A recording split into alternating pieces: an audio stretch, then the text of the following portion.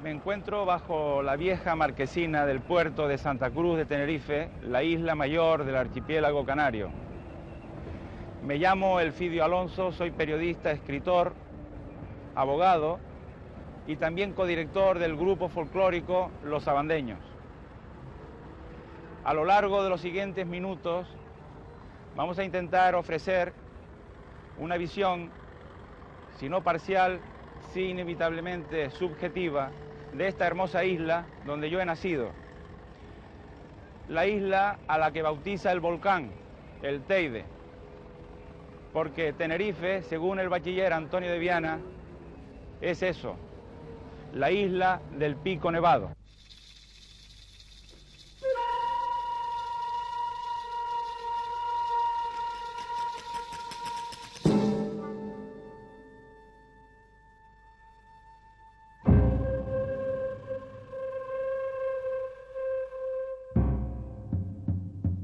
El Teide permanecerá con nosotros como un constante vigía y también trataremos de ofrecerles una visión lo más completa posible del sur, del norte, de los pueblos y comarcas que configuran la isla de Tenerife. Porque Tenerife es ni más ni menos suma de pueblos. Esta es mi tierra.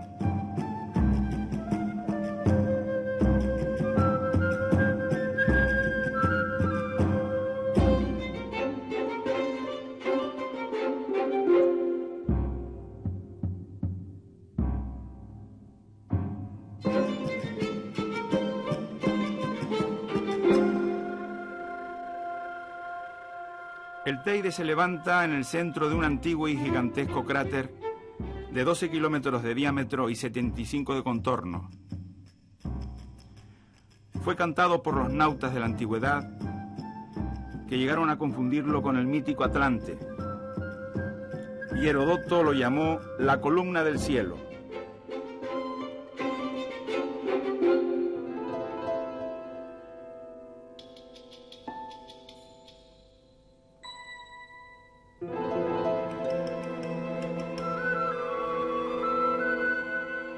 La retama, los cardones, el tajinaste y alguna flor de camomila componen la flora de este Parque Nacional de las Cañadas del Teide.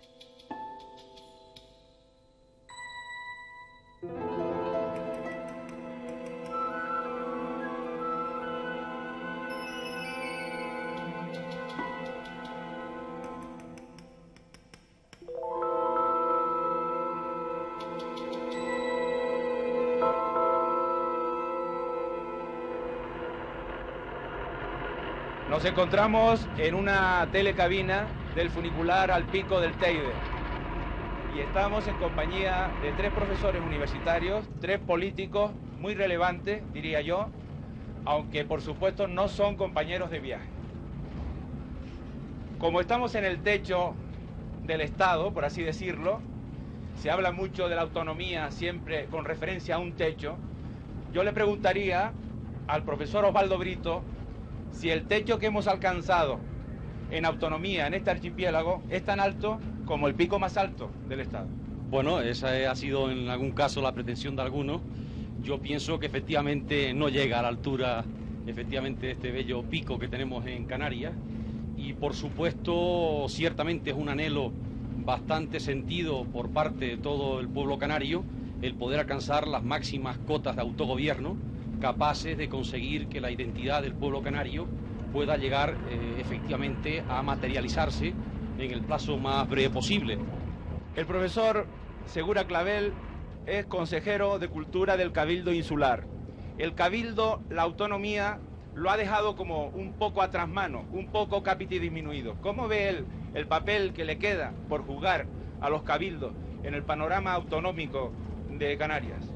Bueno, en la nueva situación política en la que nos encontramos y en la que, como acaba de manifestar Oswaldo Brito, Canarias se va a erigir en comunidad autónoma formalmente, yo estimo que los cabildos no van a quedar en absoluto capiti disminuidos, habida cuenta de que los cabildos constituyen unos entes de administración local muy sui generis, muy propios de nuestras islas. Los cabildos han sido adelantados de la autonomía, por cuanto ha sido promotor y motor de iniciativas de autogobierno. Bien, nos queda el profesor Vladimiro Rodríguez Brito, un verdadero experto en temas ecológicos, ha escrito un magnífico tratado sobre el agua en la isla de La Palma y sabe mucho de estas cuestiones. En Canarias, como sabemos, tenemos un medio insular reducido, 7.000 y pico kilómetros cuadrados, unas islas con 1 millón y pico de habitantes y con unas visitas de más de 2 millones de turistas al año. Por lo tanto, hay una necesidad, diríamos, básica de ordenar estos recursos, puesto que se está deteriorando muy aceleradamente, diríamos, todo el medio ecológico, el agua, el suelo, todo nuestro entorno. Por lo tanto, hoy nuestros recursos pasa por una necesidad básica de planificar y de mejor ordenar la utilización de estos recursos, porque a un corto periodo de tiempo estamos viendo que por un lado se salinizan los acuíferos, se agotan las galerías, unas islas que tienen como la de Tenerife más de 2.000 kilómetros de galería, en estos momentos muchas de estas galerías se están secando, pozos se están salinizando, diríamos nuestro medio natural se está deteriorando a un nivel y a un ritmo que de aquí al año 2000 sería impensable si no se ordenan nuestros recursos de otra manera lo que va a ocurrir en estas islas. Y también hay que plantearse el tema de planificación familiar. La población de las islas no puede seguir creciendo, eso hay que planteárselo desde un punto de vista de desarrollo de población en el interior de las islas y también de población exterior que se asienta en estas islas.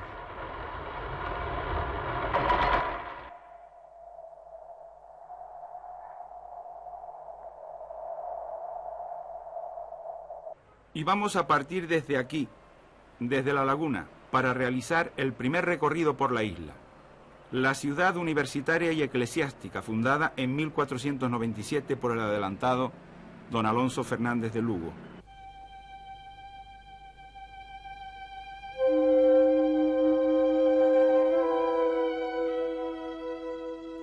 Aquí nació el padre José de Anchieta, el apóstol de Brasil, cuya estatua, obra del escultor Bruno Giorgi, se levanta frente al campus universitario. El busto fue donado a la ciudad por el gobierno brasileño.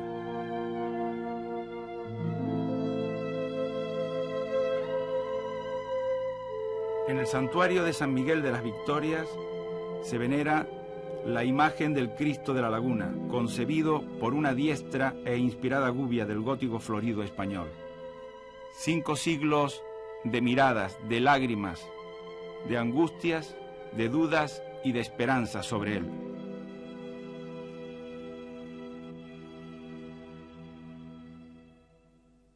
Escribió don Miguel de Unamuno: la laguna está vestida de casaca o de hábitos de fraile. Lo que sería la vida de esta ciudad colonial en aquellos siglos XVII y XVIII. Tertulias en los conventos y en las casas señoriales, chocolate a la media tarde, monjas reposteras y eternas conversaciones sobre el último caso del Santo Oficio.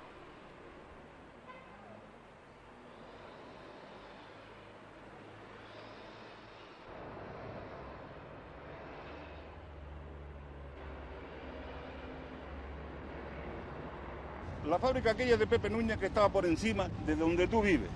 Sí, ¿Eh? sí. Allí Sí. tenía una industria de conservas de tomates. Sí, y había varios Tomates trabajadores, sí, que también. eran de repudio, que no está el repudio lo que se estaba repartiendo allí. No desecho tampoco. Ni desecho tampoco, Ni desecho, exactamente. ni desecho, Es un no tomate limpian. que no lo quiere la gente extranjera, por Sí. ciertas condiciones. Pero nosotros, los 4 viejos que estamos aquí en la laguna, que estamos cogiendo sol, aburridos, porque el Estado no nombra una industria de ese tomate Sí, que sí. se está Pero repartiendo, que se si está no botando. nos ponen un hogar de pensionistas, ¿cómo van a ponernos Pues, empleados esa es para la aprovechar el unificación, desecho esa es la de los unificación que frutos? tienen que mirar todas las autoridades. ¿Entiendes? ¿Y quién dice eso? Como por ejemplo como Vitabana. Vitabana tenía una industria de plátano, eso se arruinó. Bueno, ¿y No eso se por qué puede se montar arruinó? con esas mismas máquinas que están allí todavía en ser. ¿Entiendes? Y que 4 viejos que vemos aquí en la laguna. sí. ¿Entiendes? Aunque yo me conservo como uno de los más jóvenes. Pero es que, ¿entiendes? es que nosotros sabemos más de la laguna que cualquier otro. Podemos defendernos también nosotros, a pesar de lo poco que nos dan de las pensiones. No nos da para comer, no nos da para tomarnos una cerveza con 4 amigos. Aquí mismo el mismo tomate, como acaba de decir antes, aquí. Sí. El tomate se embarca de aquí para el extranjero. Y vuelve El otra vez tomate aquí. vuelve otra vez aquí, pero bueno, viene en ¿por lata. qué? y ¿Por qué conserva. no se envasa aquí? ¿Comprende? ¿Por qué eso no se hace aquí? Pero mire, Y el plátano. hay que hacer una industria, industrializarla. ¿Dónde está para poder industrializar? ¿De dónde? No la ¿Dónde? pueden industrializar porque hay 4 sinvergüenzas No, no, no, cachitas no, aquí. no. Sí. Eso- Y eso es lo que no quieren. No, Que son no, los no, que no, chupan. no. ¿Sabe lo que pasa aquí? cuando lo de Que la Vitamana, mayoría de la gente que tiene dinero lo emplea poniéndolo en los bancos para ganarse un interés, pero no para dar trabajo a los del pueblo. Bueno, que me ¿verdad? diga usted eso, a eso es otra cosa. Porque Que esto no no quieran emplear el dinero en hacer una industria o dar trabajo.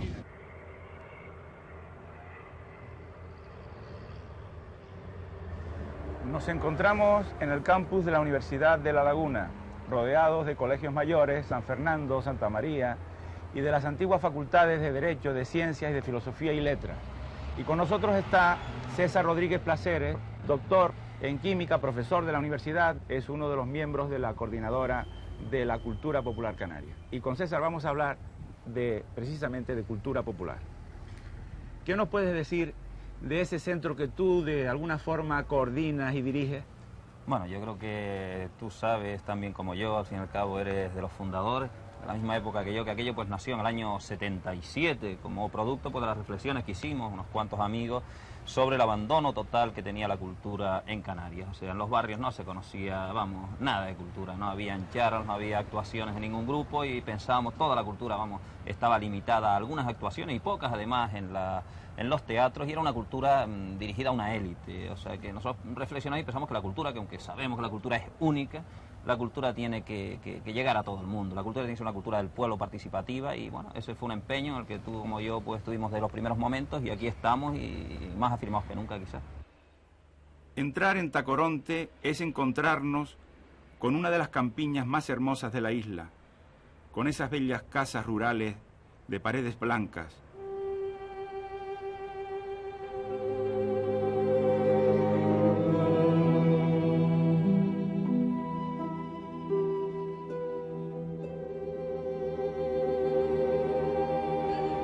Ahí tenemos la sobria fachada de piedra del santuario del Cristo Tacorontero, construido a mediados del siglo XVII. La imagen del Cristo de los Dolores es de 1661. Desde la gloriosa resignación que deja entrever la imagen, el Santo Oficio no quiso dar la autorización para el culto.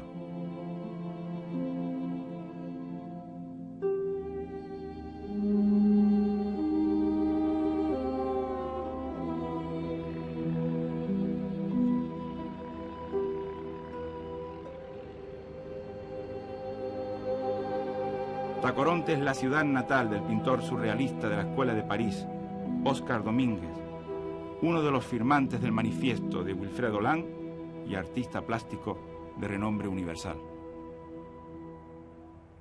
Creo que hay dos cosas que definen perfectamente a Tacoronte. En primer lugar, pues las coles y luego los vinos, los famosos vinos tintos de Tacoronte. O primero los vinos, después las coles. Eso es. Yo quisiera que me hablaras un poco de los vinos. De los vinos tan famosos de Tacoronte. Los vinos de Tacoronte siempre han sido famosos. Famosos. ¿Y en qué ha quedado el vino de Tacoronte? Pues, ¿Se basta para el consumo? interior Sí. o se exporta como antes? No. Sí, no, exportarse no. Exportarlo todo, no. todo se consume aquí. Y aparte del vino tinto, ¿qué otro vino famoso hay? ¿El vino blanco Vino llega a blanco. esa categoría? Sí, ¿Este vino desde el año pasado? ese es del año pasado. Vamos a ver qué tal está. Estará bueno, seguro. Claro, Vamos a ver, a tu salud. que aproveche. ¿Tú crees que el vino de Tacoronte sigue siendo tan famoso como antes? Ahora cada día que pasa mejor. Bueno, pues que todos los vinos tuyos sigan dándole fama a Tacoronte.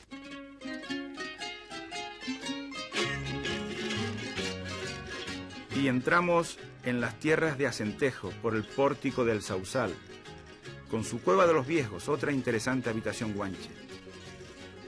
Fue precisamente en Acentejo donde se decidió la conquista de Tenerife por las huestes del adelantado.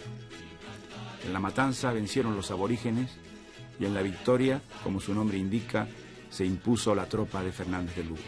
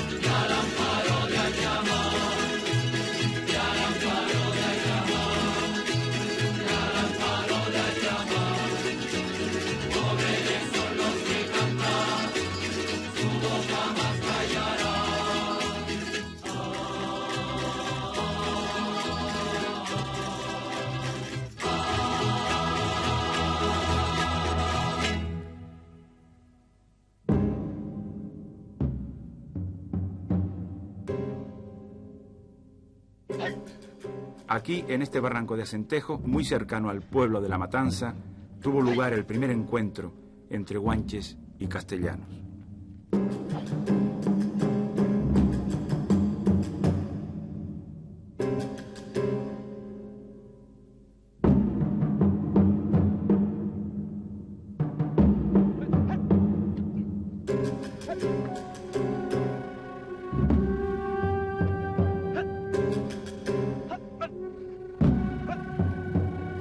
Hoy se conservan estas dos manifestaciones de lucha aborigen. La llamada lucha canaria, compendio de destreza, agilidad y nobleza, y el juego del palo o banot, que hace recordar a alguna de las artes marciales asiáticas.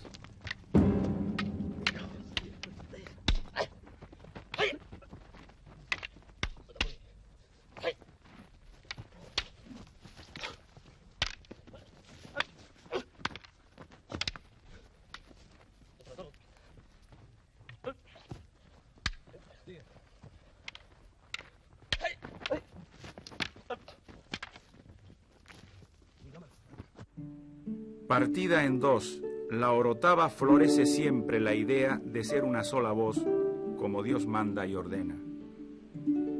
Dos llaves tiene su angustia, dos acentos cada letra, cada sombra dos perfiles y dos aceras las penas. Así vio a la orotava el poeta Pedro García Cabrera. Nombre aborigen derivado de Arautápala. Dijo en el siglo XVI Fray Alonso de Espinosa que la villa contaba con la gente más granada y más lustre de Tenerife, que era gente caballerosa, aunque algo altiva. Encierra la orotava edificios de gran belleza arquitectónica, con largas balconadas del más puro estilo canario. Sus calles, casas y templos, plazas y jardines componen uno de los conjuntos urbanos más llamativos de Tenerife. Sus calles tienen una pronunciada pendiente, lo que le da al conjunto urbano un aspecto sumamente pintoresco.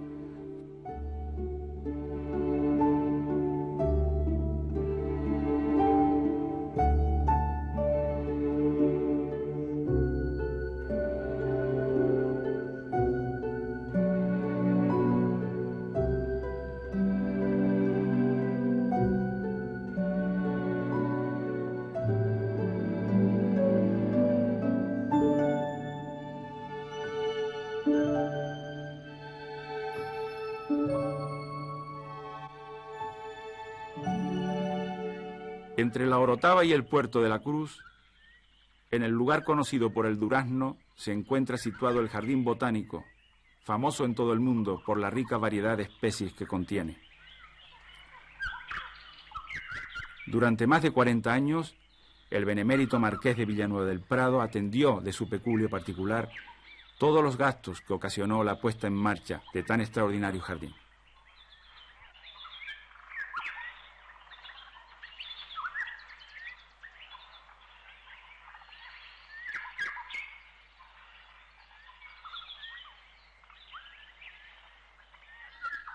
El jardín data de 1788.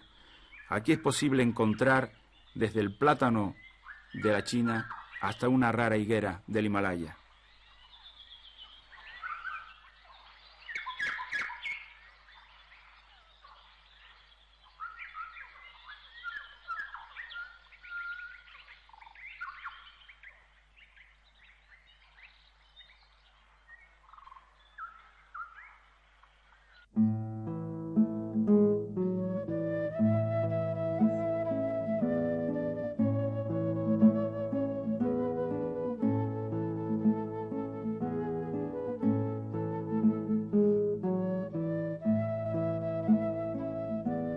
Preguntamos al profesor Vladimiro Rodríguez Brito sobre el agua y sus problemas en Tenerife. Diríamos que hoy un planteamiento de supervivencia de Canarias pasa por ordenar el territorio, es decir, las tierras de uso agrícola, de uso urbano. Por otra parte, también está por ordenar los recursos, un recurso tan limitado como es el agua, y no diríamos ya del medio ecológico enormemente deteriorado. Yo creo que hoy un planteamiento ecológico de ordenación del territorio, de tanto a nivel forestal como a nivel de aguas, como a nivel de uso del suelo, tanto agrícola como urbano, es un planteamiento de supervivencia para Canarias.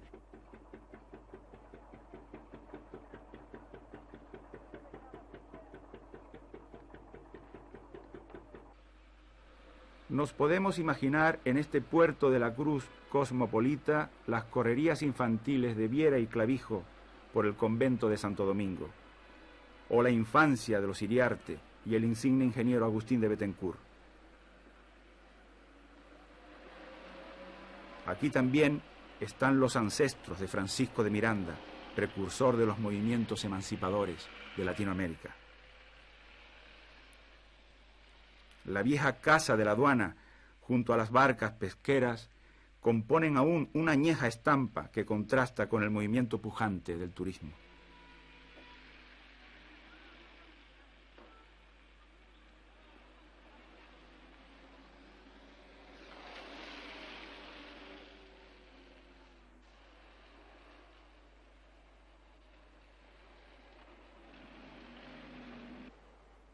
Es el puerto de la Cruz la ciudad turística de Tenerife, con fastuosas realizaciones como esta isla del lago, concebida por César Manrique entre el acierto y la osadía.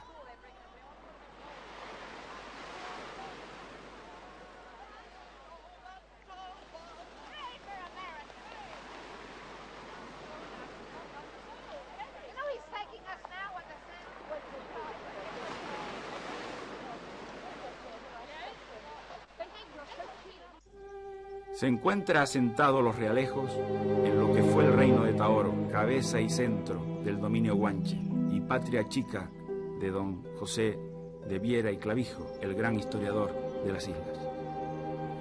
Y seguimos nuestra ruta hacia Icod de los Vinos para ver su famoso drago milenario.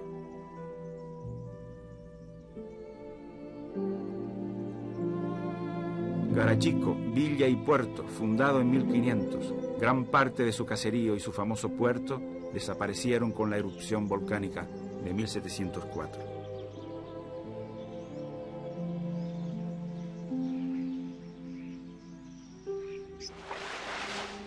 Aún se conservan vestigios de su pasada grandeza, como sus ricos templos o el reconstruido castillo de San Miguel.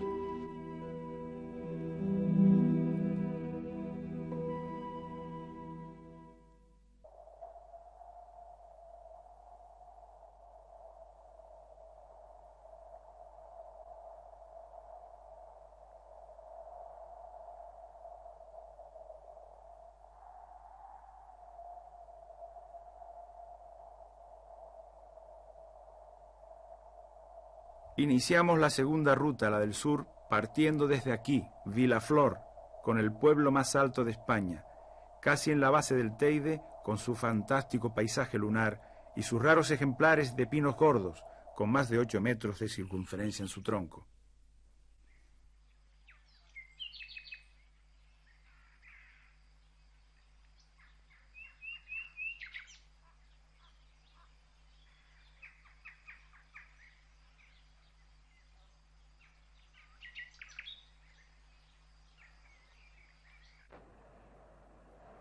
Tierras del sur que han comenzado a despuntar en estas últimas décadas, con su nuevo aeropuerto y sus grandes realizaciones turísticas y agrícolas, como Tembel, Santa Ana, Chayofa, El Médano, Los Cristianos, hasta llegar a esa especie de milagro turístico que es Playa de las Américas.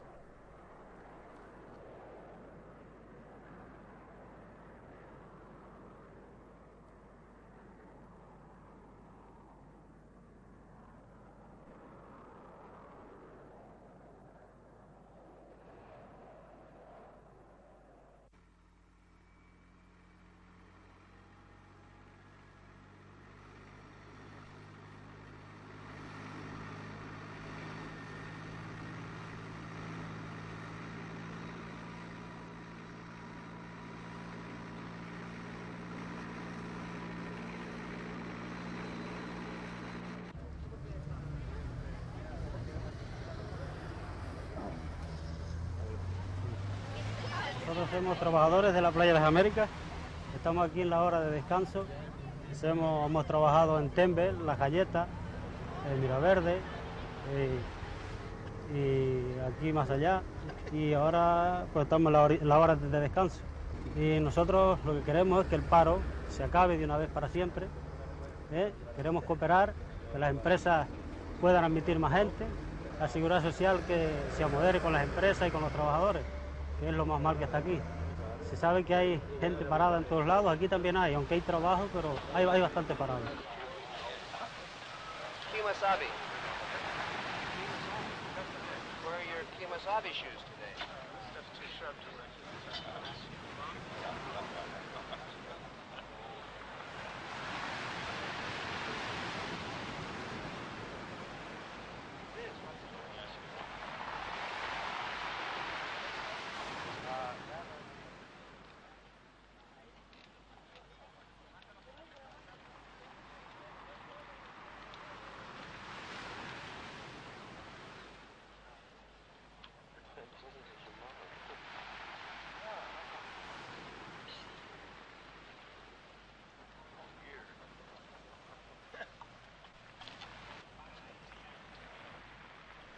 Y en la punta más occidental de la isla, el impresionante paisaje de los acantilados de los Gigantes, pegados casi a la espalda de sus hermanos de Teno, que es donde termina el norte de Tenerife.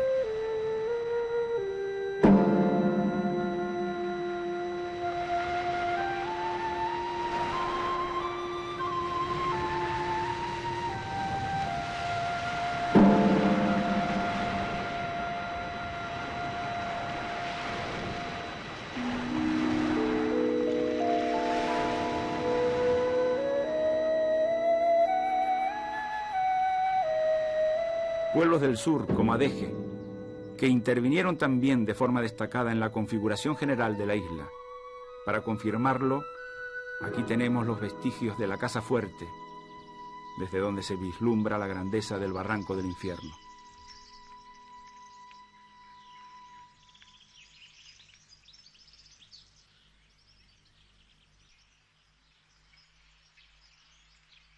Güímar comparte con Arafo y la Villa Mariana este hermoso valle que la caprichosa naturaleza quiso darle a esta otra vertiente de la isla, quizá como justa compensación por las dádivas de la Orotava.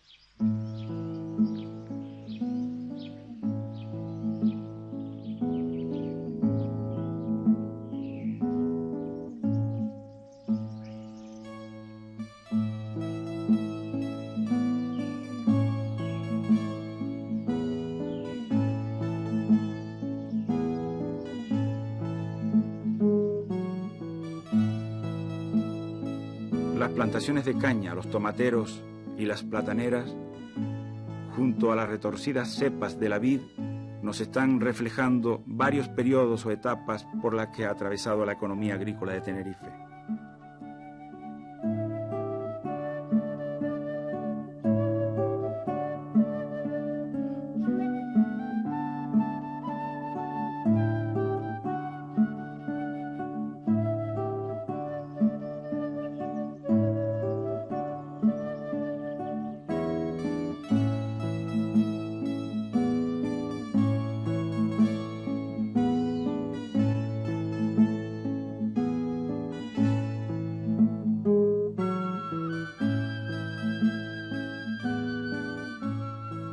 La cochinilla, nombre que recibe un insecto parásito de la tunera que proporciona un tinte o colorante con magníficas propiedades.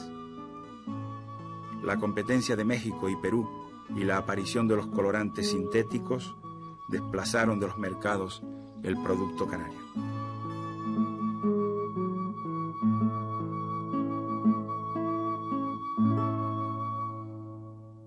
Ahora están tomando el corte de geranios, donde de plantas madres que traemos de importación y luego los controlamos aquí en laboratorio sobre su sanidad. Y hacemos alrededor de 10 millones de esquejes de geranios para la exportación para Europa. Aunque estamos aquí en otro cultivo muy importante, que es el de cactus. Lo tiene aquí este caballerito Tilo. Así los exportamos en contenedor para Alemania, Holanda, Inglaterra, Suiza, Austria. Somos la empresa en cactus mayor de Europa. Y en claveles, por ejemplo, estamos en esquejes de clavel con 10 millones de piezas de exportación, en quinto lugar de la Asociación de Cultivadores de Clavel Planta Madre, que son 21 socios que controlan el 95% del mercado europeo y el 80% del mercado internacional. Y el haber logrado estar en quinto lugar ya es bastante bonito. En crisantemos hacemos unos 20 millones de esquejes. Exportamos en total estas cosas a 10 países europeos, una vez o dos veces al año a Sudáfrica, determinada variedad de claveles, inclusive a Estados Unidos. O sea, que estamos vinculados en esta industria con todo el mundo.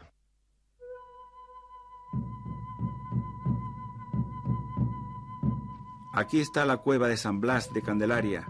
Se cuenta que fueron bautizados en ella los guanches. Y Hernán Peraza, en el silencio de la noche, robó la imagen de la Virgen para trasladarla a Lanzarote. También Alonso Fernández de Lugo celebró aquí la primera fiesta de la purificación. Hoy se rinde culto a la patrona del archipiélago en una moderna y espaciosa basílica erigida junto a esta cueva.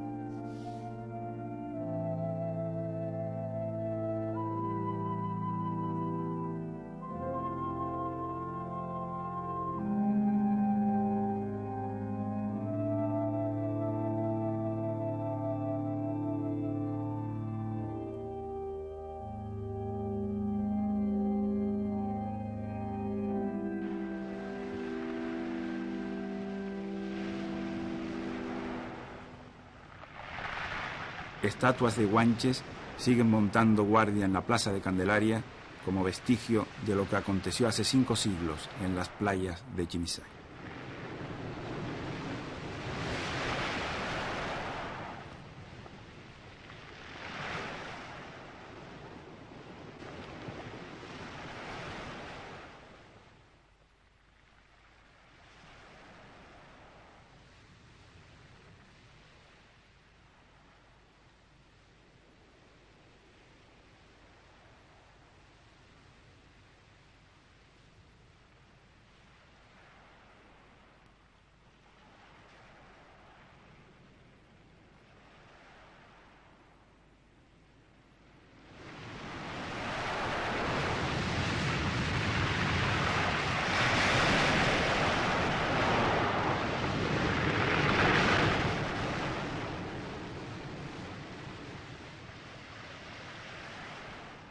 El municipio de Santa Cruz se extiende hacia el campo y la montaña a través del altivo macizo de Anaga, tras el que se esconden pintorescos barrios y caseríos como Igueste, Almáciga, Anaga y sobre todo Taganana.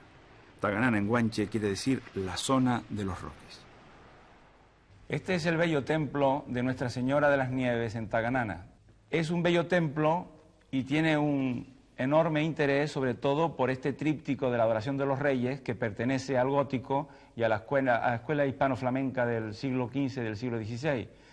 Con nosotros está su párroco, don Isidoro Cantero, que lleva nada menos que 50 años en esta parroquia y que nos va a decir, ¿es verdad que un americano le ofreció a usted $1 millón de dólares? $1 millón, sí, por este tríptico. Por este tríptico. Entonces estamos aquí en obra y yo lo tenía en casa. Y fue a verlo y me dijo, hombre, yo le diría a usted $1 millón por el cuadro ese. Yo le dije que no, yo no lo puedo venderlo, a pesar de que luego, porque luego le digo, si se vende estas cosas en el pueblo, todo el mundo quiere chupar de la teta, como generalmente se dice, y va a ser más disgusto que lo que va a dar esto. Claro Así que sí. déjalo a la iglesia, que al fin y al cabo él dará el dinero, efectivamente. No digo que dé mucha leche, pero desde luego da algo, ¿sabes? Lo que antes no se veía. Nos encontramos en el puerto de Santa Cruz de Tenerife. Por aquí ha entrado y ha salido mucho tabaco.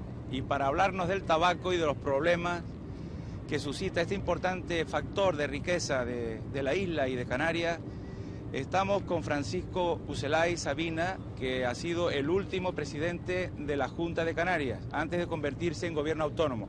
Y además un hombre muy vinculado hasta hace muy pocos meses a los sectores tabaqueros de la isla.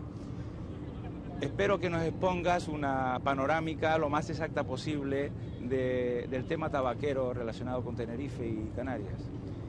La situación del sector tabaquero es de una crisis generalizada. Después de conocer una época de esplendor importante como un factor de riqueza y el único de carácter industrial digno de tal nombre, se produce una crisis que es consecuencia de una política seguida por la administración, concretamente por el monopolio de tabaco, que a través de normas jurídicas, concretamente de las que regulan el acceso de las labores canarias al monopolio de tabaco, con una normativa absolutamente estricta en cuanto a posibilidades de expansión que nos llevara a mantenernos en un estatus de participación en ese mercado, realmente nos llevó a la situación que en este momento nos encontramos, es decir, unos descensos en las ventas superiores a la mitad de la capacidad productiva que tenía Canarias, con unas pérdidas de empleo notabilísimas y que en definitiva han llevado a que en Canarias tenga que intervenir el monopolio, auspiciado por su propia política. Al mismo tiempo del brazo del monopolio hayan entrado en participación con él las empresas multinacionales y en definitiva los intereses estrictamente canarios, es decir, la producción propiamente canaria que interesaba a nuestra región y que en alguna medida permitían que el valor añadido que se obtenía del tabaco quedara en nuestras islas, ha pasado a manos del monopolio por un lado y de las compañías multinacionales por otro. Fue en el siglo XVIII cuando el muelle de Santa Cruz recibió un gran impulso comercial, pasando a ser el primer puerto de la isla.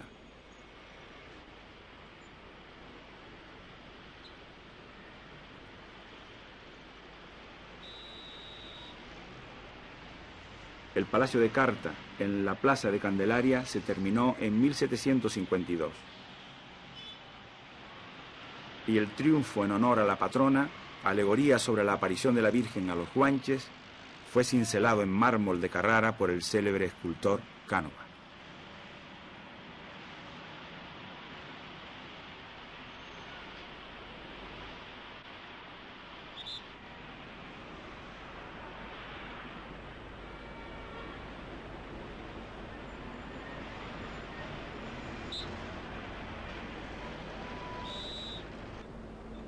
Además de la lucha canaria y del juego del palo, las peleas de gallos tienen lugar destacado en el repertorio de juegos y deportes folclóricos que tanto se celebran en la capital como en las zonas rurales.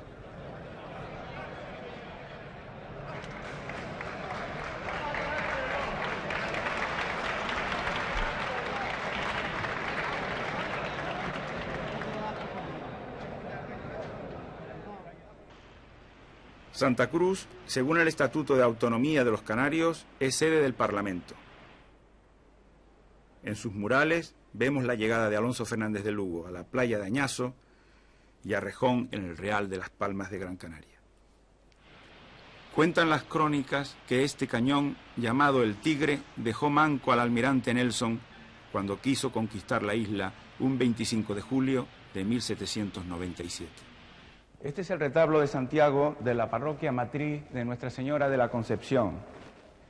A derecha e izquierda se encuentran las vitrinas que ocupan las banderas que rindió el almirante Nelson en su frustrado ataque a la plaza el 25 de julio de 1797. Y la cruz de la conquista que da nombre a la ciudad, en torno a la cual celebró su primera misa el adelantado.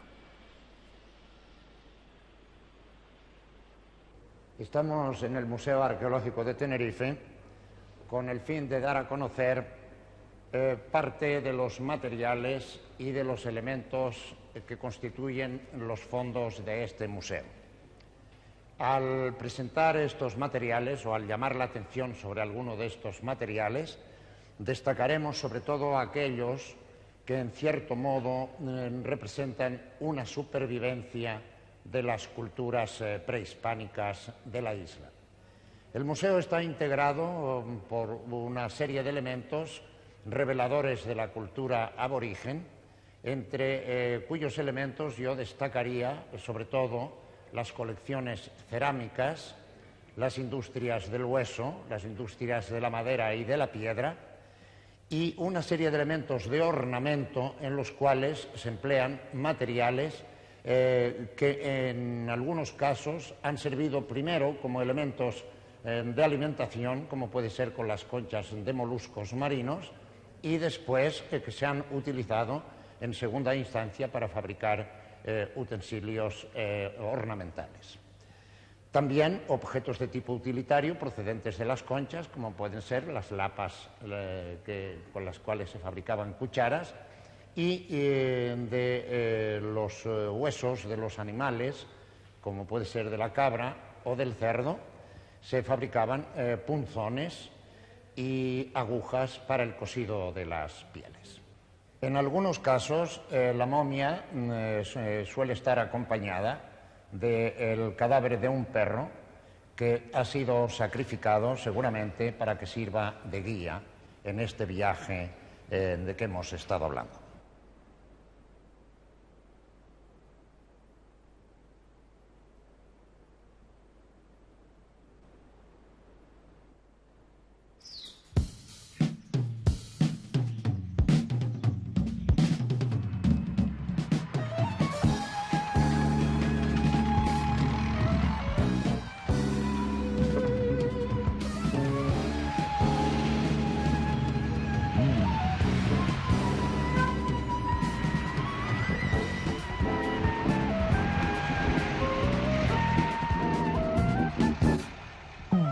Las ramblas y parques de Santa Cruz se han convertido desde hace poco tiempo en un auténtico museo al aire libre, gracias a los desvelos del crítico de arte Eduardo Westerdal, fallecido recientemente, y a la primera exposición de esculturas en la calle, organizada por el Colegio de Arquitectos. Obras de importantes artistas contemporáneos decoran los bellos rincones de la capital tinerfeña.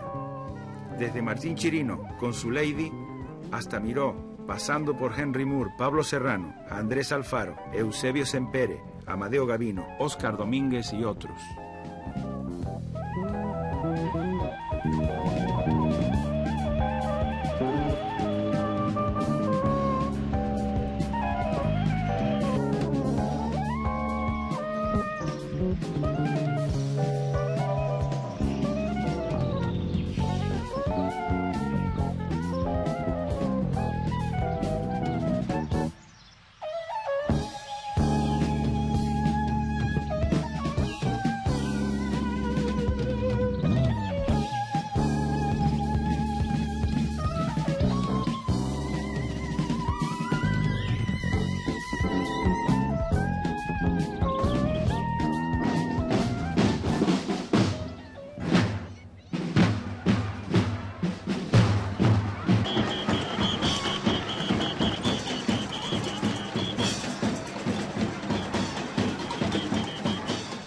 No es casualidad que sea Tenerife el único lugar donde no se interrumpieron los carnavales, ni siquiera en los años que siguieron a nuestra guerra civil.